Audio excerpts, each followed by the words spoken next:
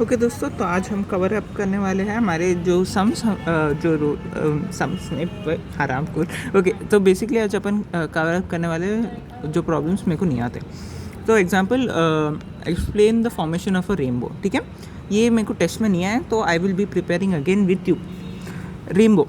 A rainbow is formed due to combined effect of dispersion, refraction and total internal reflection of light by spherical water droplets of rain. तो for example you can take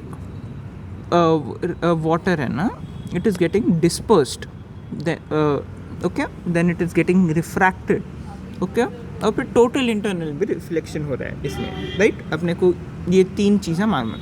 if you want to understand what critical angle, total internal reflection and refraction is, you should check it out on page number 11 of the fast track, and question number 2 and question number 3. I recommend that. First wala is not necessary, it is out of portion.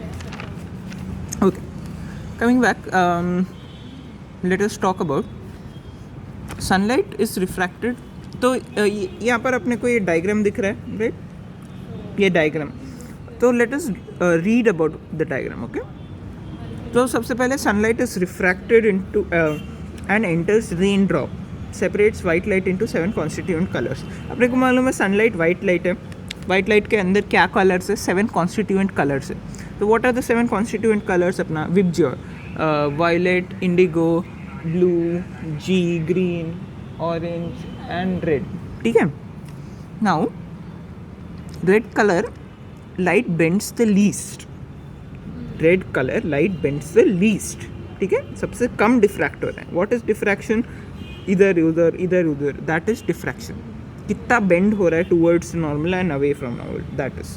वैसा diffraction can be in any particular direction. It can diffract away from normal और towards the normal. Okay, now red light bends least whereas violet bends more. Violet is diffracted easily. ठीक है, these components undergo total internal reflection at the inner surface of the water drops. If angle between refracted ray and normal is greater than critical angle in short मैं क्या बोलता हूँ, critical angle is nothing but the particular angle at which अगर light ray comes, okay, ऐसा कुछ एक angle पे आ रही है, सपोज 30 डिग्रीज पे आ रही है, उसके बाद जो रिफ्रैक्ट होता है ना 90 डिग्रीज पे होता है, तो it will come at 30 degrees and it will refract. If the critical angle पे वो एंगल ऑफ इंसिडेंस है is equals to critical angle, तो it will refract at 90 degrees as I will show you here. देख एक second. हाँ, critical angle of incidence आ रहा है, फिर रिफ्रैक्ट हो रहा है 90 डिग्रीज पे, as you can see in page number 11. ठीक है, ऐसा है, right? So now what we need to do, these reflections undergo internal reflection and inner surface. So total internal reflection क्या है? I talked about critical angle क्या है, right?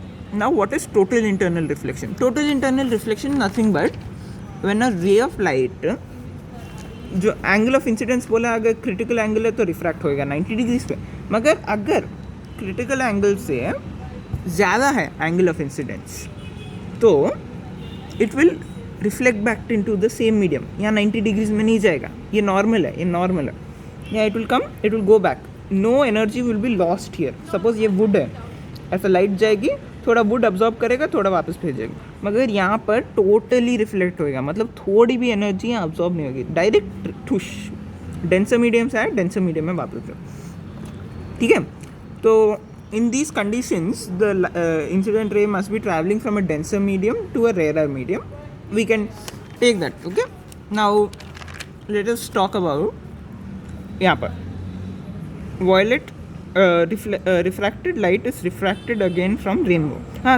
These components undergo total internal reflection inner surface of water droplets if angle between refracted ray and normal is greater than critical angle 48 degrees. Reflected light is refracted again and form a rainbow. तो जो reflected light है ना, it is refracted again. तो जो ये light हो रही है रिफ्रैक्ट हो रही है, okay, and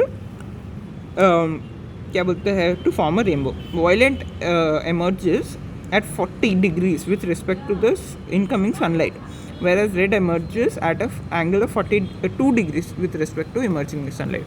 So you can see violet here, ये बार आ रही है, रिफ्रैक्ट हो रही है और जा रही है. तो वॉयलेट का यहाँ आया, रिफ्रैक्ट हुआ, बाहर आया, फिर से रिफ्रैक्ट हुआ, 2 बार रिफ्रैक्ट हुआ है. सो देखो ये आई है, यहाँ रिफ्रैक्ट हुआ है, वाटर ड्रॉपलेट में बाउंस हुआ, फिर रिफ्रैक्ट हो रहा है. 2 रेस दिख रहा है, as you can see 2 rays निकल रहे हैं. सबसे पहले अपना कौन सा हो गया, वॉयलेट. वॉयलेट क्या है, सबसे ज़्यादा डिफ्रैक्ट होता है. वॉयलेट अपना सबसे ज़्यादा डिफ्रैक्ट होता है तो 40 डिग्री से.